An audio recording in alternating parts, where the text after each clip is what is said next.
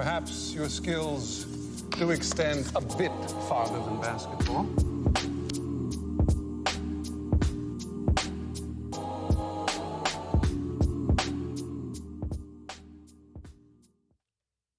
Yo! All right, what is up, guys? Today, it is July 27th.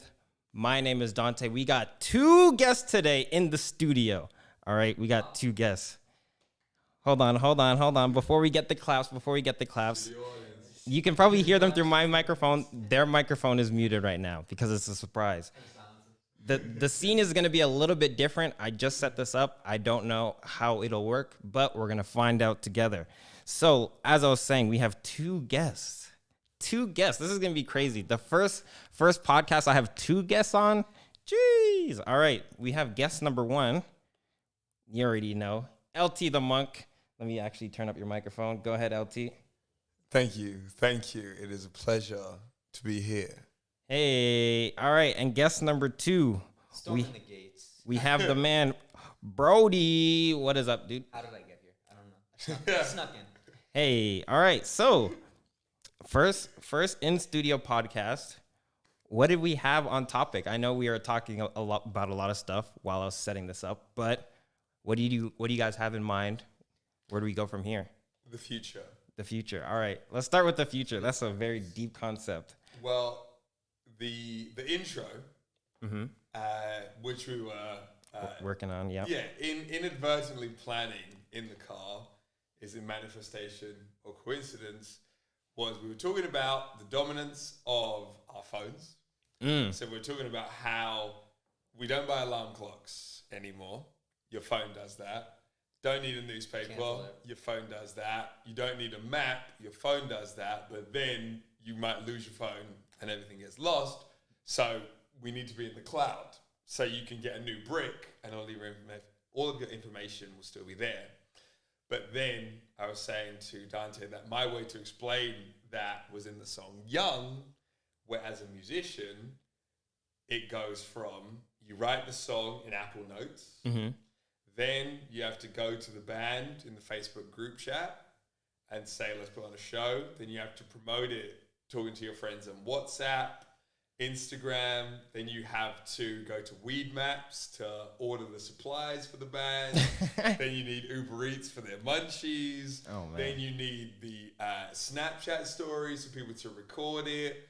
And then it ends with the wordplay of no streak, but bear my soul gladly, where you're still hoping to reach a connection outside of the apps. But yeah, everything comes down to the apps, and you being able to do everything is through the apps.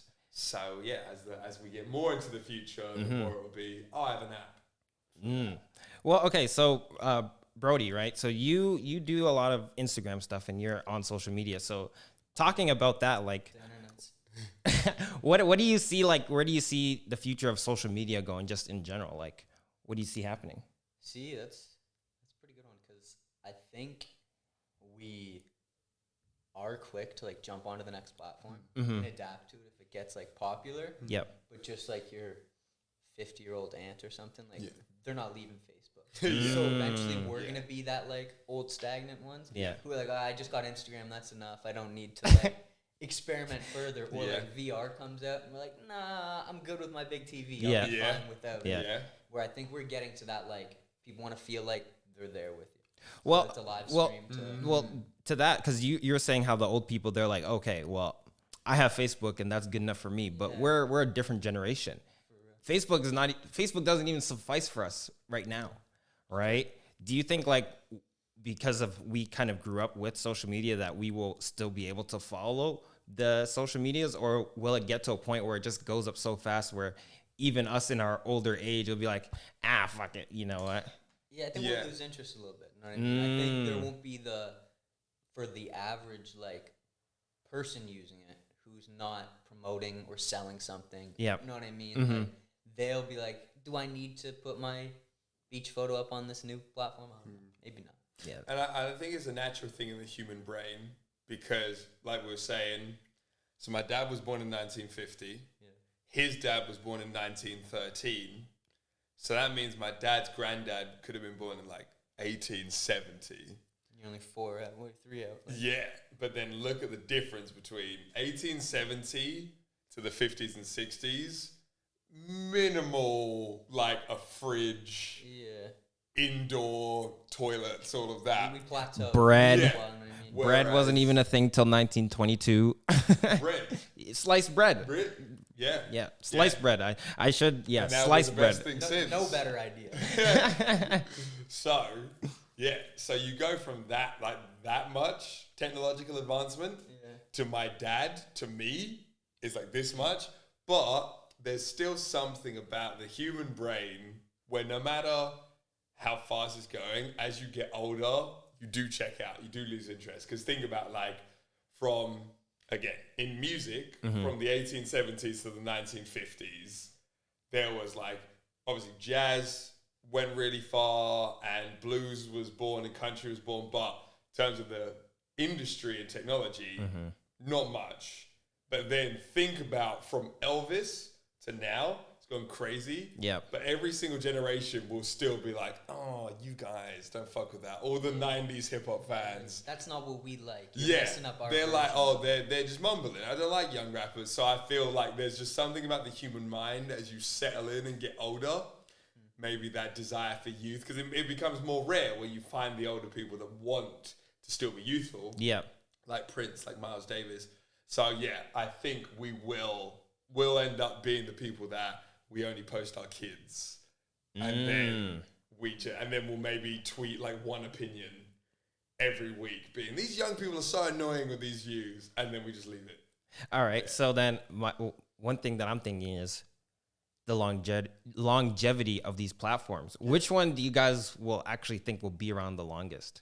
Just from what you see today, out of Instagram, YouTube, Facebook, Twitter, which one do you think will be around the longest? Brody, Brody, we'll start with you. I think YouTube's locked in. I think YouTube's locked in and too. Even to Facebook and Instagram, it will become such casual norm that it just won't die. You'll be like, how am I gonna reach out to my cousin or aunt or whatever it is?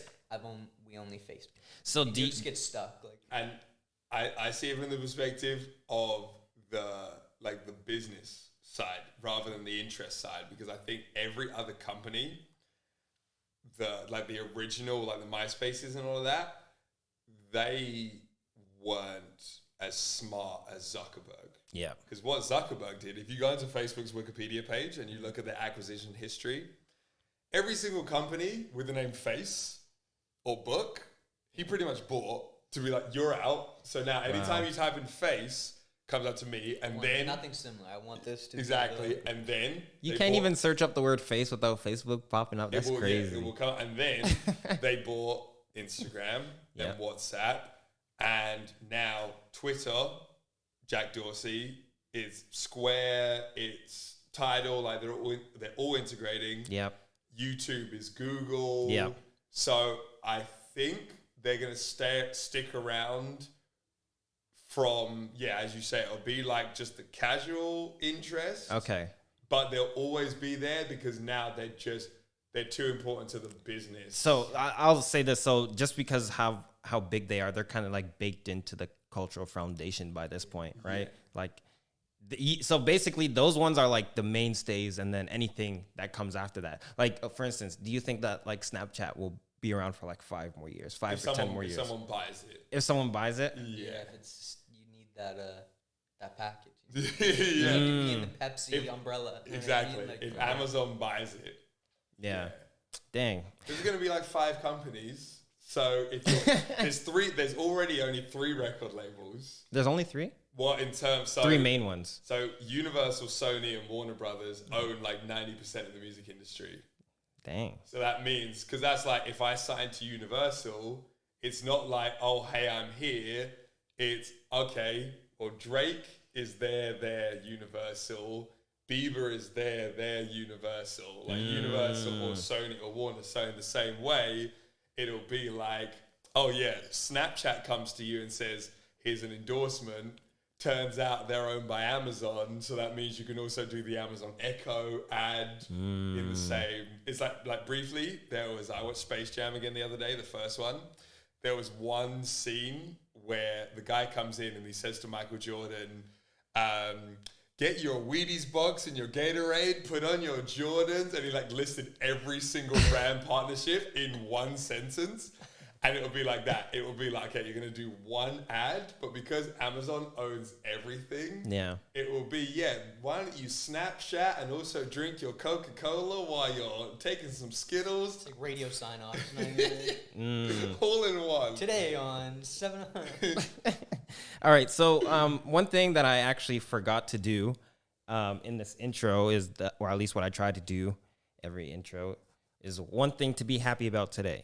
I find that people are very, I guess, cynical. Is that the word I'm looking for? Where they always just look at the negative things. They never look at something to be happy about. So just one thing to be happy about today.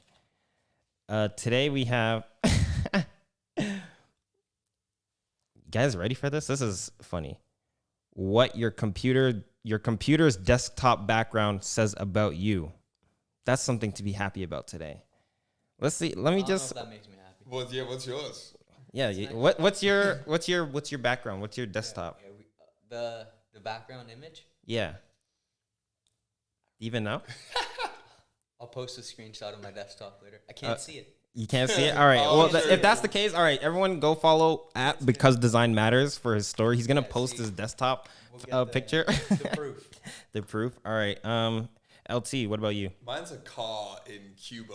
So that makes complete sense. Which car is it? It's like, I mean, it's a stock image, but it's like it's an old car in front of some like graffiti wall, something. But it's very makes sense. So, I honestly think mine's stock. I think it's behind all my screenshots. There's a stock photography photo. But stock images. Yeah, I think the Mac chose for me. You know, mine is stock images of the source.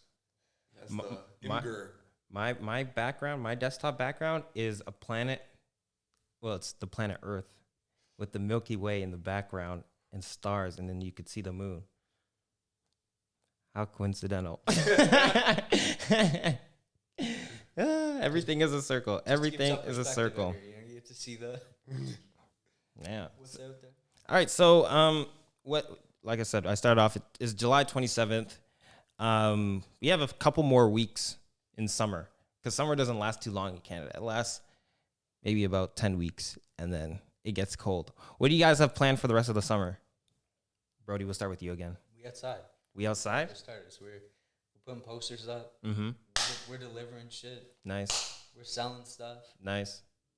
Yeah, come on. Not selling My stomach just went. Just free shit. We're not selling nothing. LT, what do you got? What do you got planned? I'm releasing an album on August 20th, 2021, by the name of On the Wall. Nice. Thank you. Yeah, I don't really have many other topics to just spit out. So, what else are you guys thinking about? What else I'm doing? Okay, what else are you doing? Yeah, keep going. On the Wall is very important. Okay, yeah, let's talk about On the Wall. I'll be listening to that Donda first, though. Okay. Donda. Yeah. That's what I'm doing. Yeah, let's talk about On the Wall. LT, I know it comes out on August 20th. It's coming out on August 6th. Okay. Okay, well then, logically, he's not gonna. You're not gonna wait 2 weeks to listen to Kanye's unless you're trying to take it in that deeply. Yeah. Oh, like not gonna take 2 weeks. As in, it'll be over by that time. Yeah. Chronologically, you'll have to listen to Donda first. I already been listening on the Wall. We got those exclusives. Yeah. Got the MP3s on the Mac. The insider trading. All right, so let's talk about that. Let's talk about On the Wall. Okay. Tell me about the project. How did it come to be? Inspirations. If you sampled some stuff, what are your favorite samples, if anything? Just talk about everything in general. So the original idea, Do the Right Thing is my favorite movie, and Off the Wall is one of my favorite albums of all time. Michael Jackson, my favorite artist. And I think I must have been around 18 when I originally had the concept of the Wall of Fame coming together, because in Do the Right Thing, in Sal's Pizzeria, which is the main setting of the movie, there's an Italian-American Wall of Fame. And but one of the main parts of the movie is the black characters in Bed-Stuy saying, why can't we be on the Wall of Fame? Get some brothers on the wall. So made me think about, okay, I want to be on this Wall of Fame, but took a few years to advance, and then eventually, I would say maybe 2018, 2019, started thinking of the Wall of Fame in terms of wanting to be on the pop music Wall of Fame. Yep. Wanted to be on the black music, culture, art Wall of Fame and the hip hop Wall of Fame. Then also wanted to develop the groove sound that Off the Wall had, and also Off the Wall being Michael Jackson's true introduction to the industry. So Spike Lee's documentary about Off the Wall, that was big. So really, it's Spike Lee and Michael Jackson as the two main inspirations. Okay. But then, so then it all came together. And then because that was Michael's big introduction to the music industry as an adult solo artist, I wanted that to be this album. So I was waiting for it to be, I was thinking maybe like 2023, 2024, that'll be the album. But then signed to Sonic Onion. And then when I was meeting with them, I was like, okay, I see 2021 as being my first big industry album. Yep. This is 2019. Yep. So originally, they were like, so then they signed me in November 2019, and we were like, hey, 2020, album release, went to record Devante in February of 2020, the world shuts down, so then it ends up being, as originally planned, as originally prophesized, my big industry intro would be in 2021. So that's how it all came together.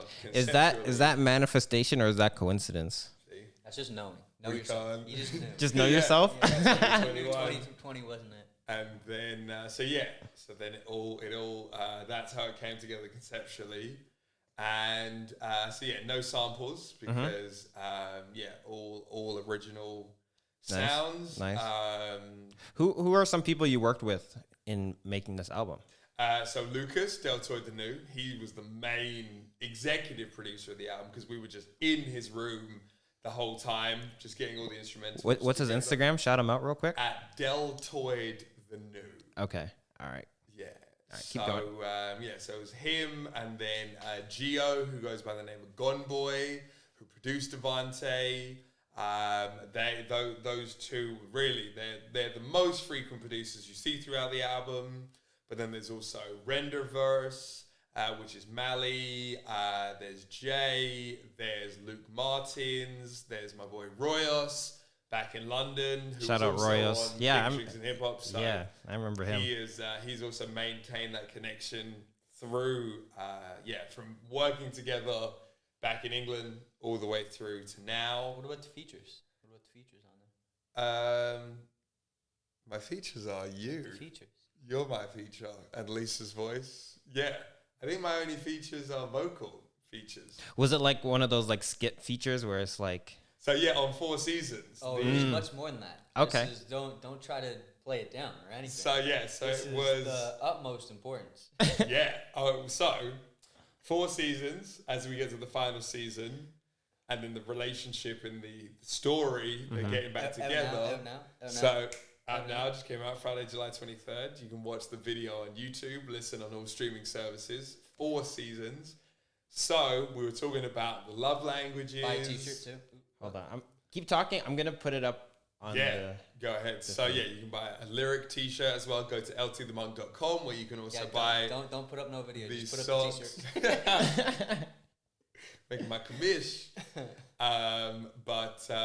So with 4 seasons, we were talking about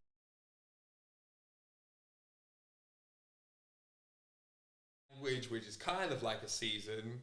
So then I gave them all, depending on their level of confidence, I either gave people slight direction or I gave them full script to say. So it was Brody, Santiago, Okay. Keyboard player. Yep. Santi. Gio. Shout out my boy Santiago. Yep. Love to Santi. Lucas, Gio, and Lisa.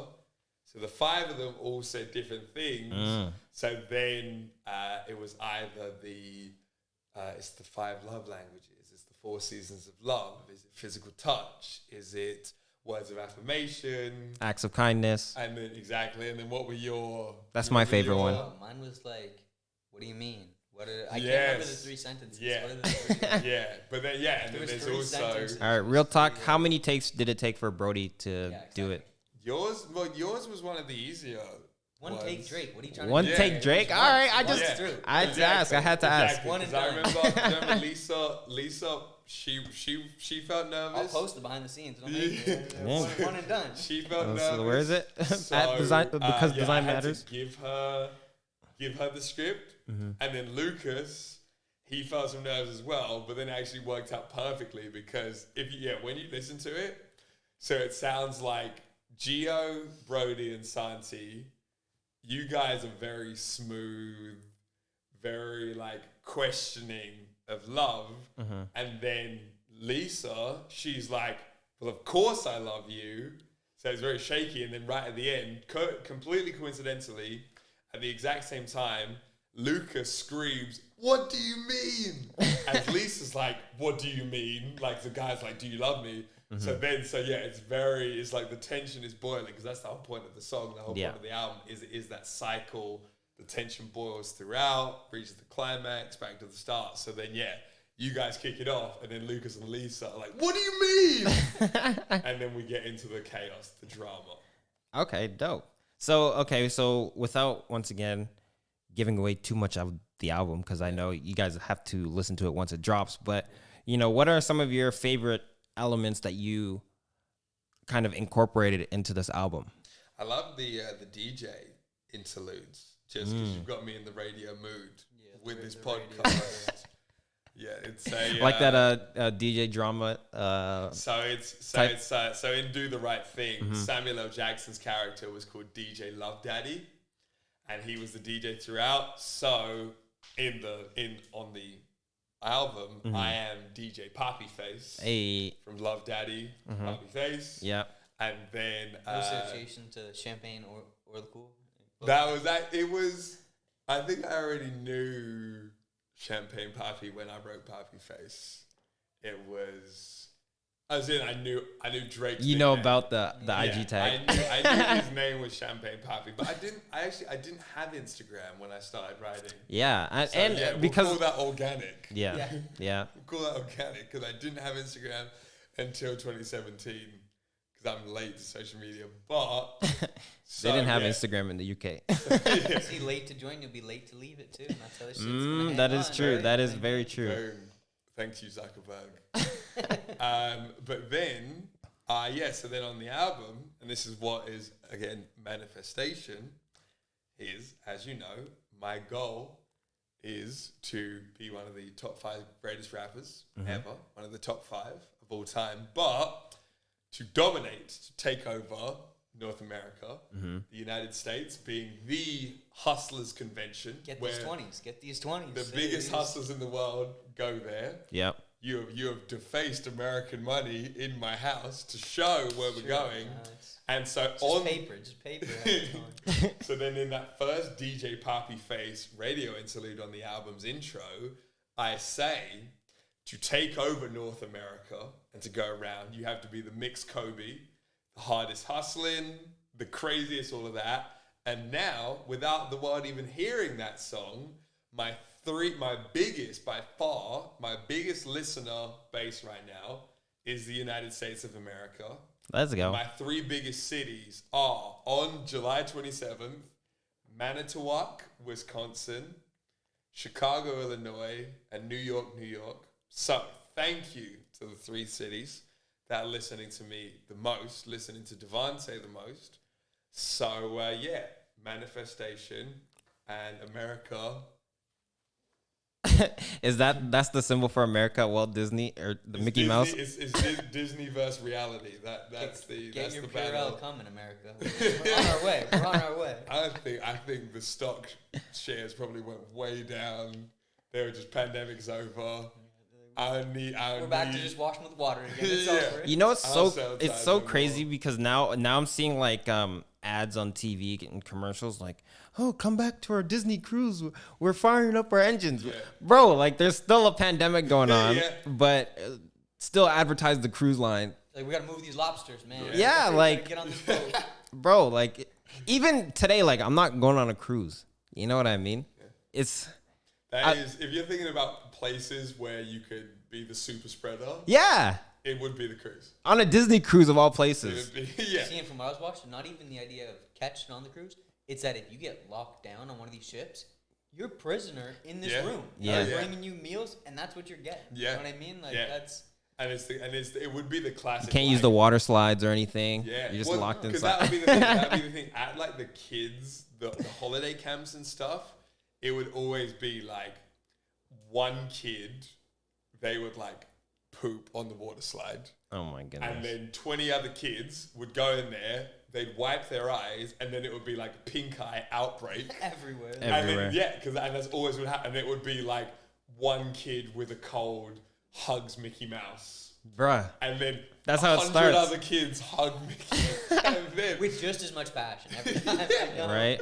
So if there is going to be an outbreak, and also there's photo evidence of this hug taking place. The black light over the Disney, over the Mickey Mouse suit. You just see the children's jump. So not a time for a cruise. But definitely not the time. I am planning on going to Disneyland in October and November. You know where you should go? The Disney store before they close all them motherfuckers. Do you think they're gonna close them? In Canada, they're all closing. Really? Yeah, they're closing all the Disney stores. They just announced it. Damn, why? Probably money. You know, nobody's walking around the mall like they used to. That is the thing. You know, I like how they had a gift shop like just all around the world for Disney World, but nobody's browsing the plushies right now. Yeah, exactly. No one's stay at home. I just want the vintage. I want like this kind of stuff. I have one from, I don't even remember if it was Disney World or if it was Universal, but I went there in 2004. Okay. And I have like the shirt, Mickey Mouse and everything. Yeah. But I didn't get to ride any rides because what had happened was we go and then we wait in line for this Hulk ride or something at the time, right? So we're just wait. The line's like 2 hours. It's finally about to be our turn, right? We go in the thing, strap us in, blah, blah, blah. They do the check, and then they're like, oh, clear, everyone's good to go. You know, when you go on the roller coasters, they're like, all good. And then our train starts moving. And then as we're about to like start riding, they're like, shut it down, the park's closed. I'm like, what do you mean? Y'all can just close Disney? It's closed. I'm like, why? He's like, oh, it's raining, thunderstorm warning. So I'm like, wow, I just waited 2 hours. For this, and they're going to close it. While I'm like, at least let me go. Bro, the ride's 30 seconds. You can let me go once. Yeah. I'll risk it. That's my first and only experience at Disneyland. I got rained out. And when did you say that was? So 2004. So how old were you in 2004? That's 6. I was 6'7". So you're excited. Yeah. You know what I mean? Like, it's not like, I know. You can't like groanly like get over it. There's like what do you mean? I'm forever pissed off. You can't rationalize it to be like, well, there is safety. You're like, oh, there's rain? Oh, don't worry about it. There's water on the tracks, so what? It's slippery? I get it. You're just working. I understand. No, there's none of that. It's safe. But man, it's just like, because here's the thing. We didn't just fly. We didn't fly to Florida. We drove. So that's like a 24-hour drive. So we drove. We spent 24 hours. We finally get to Disneyland or Universal, whatever it was. And then it just closed like the day of. We're not staying at the resort. We ain't got that kind of money. We can't like, the Disney 1 week package, bro. No, it's 1 day of the whole year, and you plan it 3 years in advance. Yeah. We get there and it fucking the DVD or the VHS, bro, and it rains. Oh, forever pissed off, but it's okay. I'm kind of over it because eventually I'll get back there at some point. Yeah, but that's the thing as well. Just in talking about the brands staying alive because of the company that owns them. Yeah. Disney has your sports with ESPN, they have your Marvel, they have your Star Wars, they have Hulu, They have stars. See, that's when you just get like too big to fail. You're like, oh, I'm failing. I'll just buy something that's not failing. Yeah. And now, based on its success, I'm gonna succeed. They could have. You remember when they had like the Sweet Life? No, what was it? That's So Hannah Montana on Deck, or the Sweet Life. The ultra crossover. Yeah. So you could have Luke Skywalker, LeBron James, Spider-Man, fucking 50 Cent from Empire. Oh, from what was the other one? Power. You could have, from Empire. You could have them all in one crossover episode together, and The Simpsons and Bart Simpson. Whose universe do you think they would be in? If there was like a super crossover, which universe would that take place in, and how would it happen? I feel like it would be, they would do like the Looney. It would have to be the Looney Tunes. So that's Warner Brothers. Oh fuck! So they just apparently did it kind of like, apparently they show like Batman and a bunch of like they're real like cash grabbing it. Yeah. I heard, but I think it would be like everyone would be Simpsons characters, but then they'd have lightsabers. But then it would be like on a basketball court, so they could have it with ESPN. They kind of just did some shit with the Simpsons. They did like a Loki episode. Oh, and it was like 8 minutes long or some shit. Really? But just like a short. They dressed them up in Simpsons character or in Marvel characters, and then they even threw like a meta line in there, like, look, this is what happens when Disney buys Fox and Marvel. They're like, what do you expect from us? Yeah, no, I know. And now that fourth wall moments. Yeah, then literally they're like, let's just tell the fans. Like, what do you want? Like for money. Yeah. Well, that's a nice 30 minutes there. We will end the podcast there so we can actually upload this to places. If you guys enjoyed listening to this conversation, make sure you tune in to the next episode. Let me play this outro, baby. Oh. Further. I'm sorry?